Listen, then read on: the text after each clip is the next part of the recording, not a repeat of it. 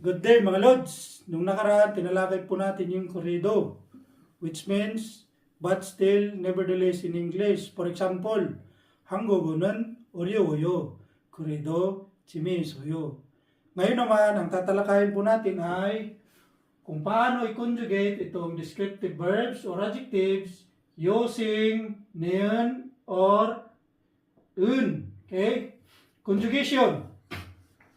If the verb stem ends in a consonant, real, drop, real, and add neon.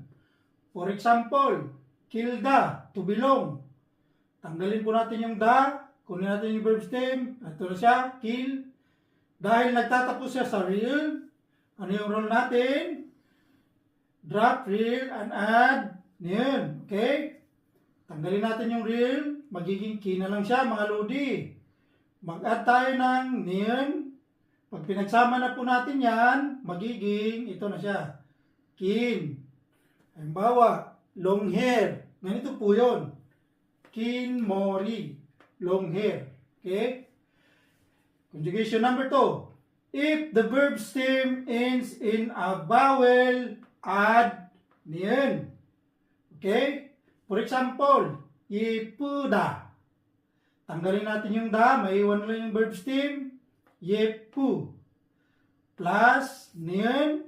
Okay? Pag pinagsama na po natin yan, magiging yepun. Halimbawa, sasabihin po natin, beautiful girl. Ganito po yan. Yepon yoja. Okay? Another conjugation. If the verb stem ends in consonant, add un, mga ludi. For example, tsakta, to be small.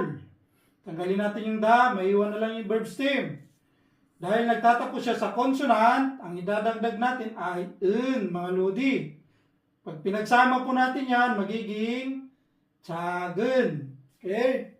Halimbawa, small city, 작은 도시. Okay?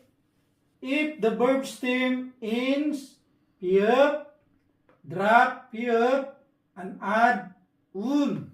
Okay? For example, topta, to be hot. Tanggalin natin yung da. Nandito na lang yung verb stem, top. Dahil nagtatapos siya sa piep, i-drop natin yung piep and add un. Okay? So, ganito na siya. To plus un.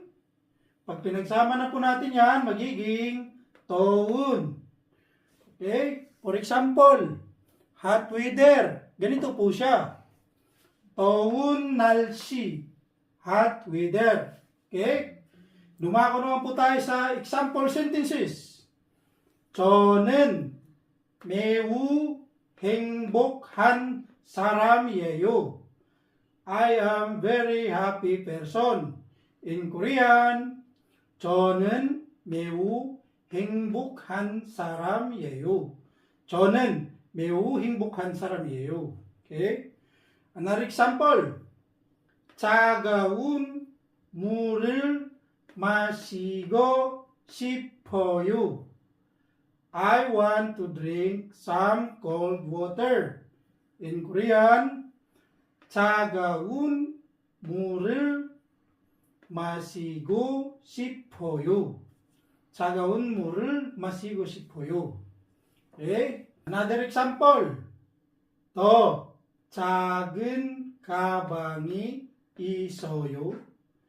Do you have a smaller bag? In Korean, 더 작은 가방이 있어요. 더 작은 가방이 있어요. Okay? Another example, number 4. 좋은 아이디어예요. It's a good idea. 좋은 아이디어예요. 좋은 아이디어예요. Yan lang po mga Lods. Maraming salamat po sa inyong pag-like at pag-share ng aking mga videos.